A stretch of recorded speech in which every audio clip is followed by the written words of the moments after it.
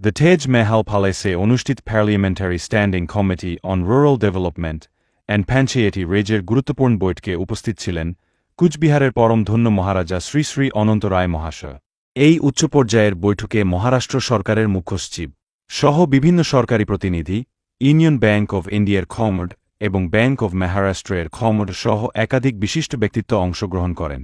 গ্রামীণ উন্নয়ন, পঞ্চায়েত ব্যবস্থা শক্তিশালীকরণ এবং সাধারণ মানুষের আর্থসামাজিক উন্নয়নকে কেন্দ্র করে এই বৈঠকে বিভিন্ন গুরুত্বপূর্ণ বিষয় নিয়ে বিস্তারিত আলোচনা হয়।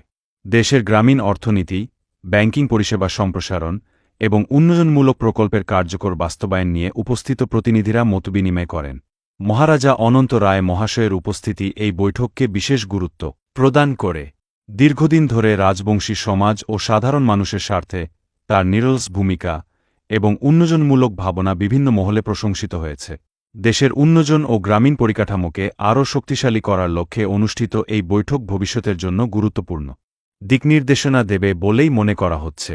জয় শিব চণ্ডী, জয় মা ভবানী, জয় মহারাজের জয়। বেশি বেশি করে শেয়ার, কমেন্ট, লাইক করুন যাতে সমালোচনাকারী ব্যক্তির কাছে বার্তা পৌঁছায়।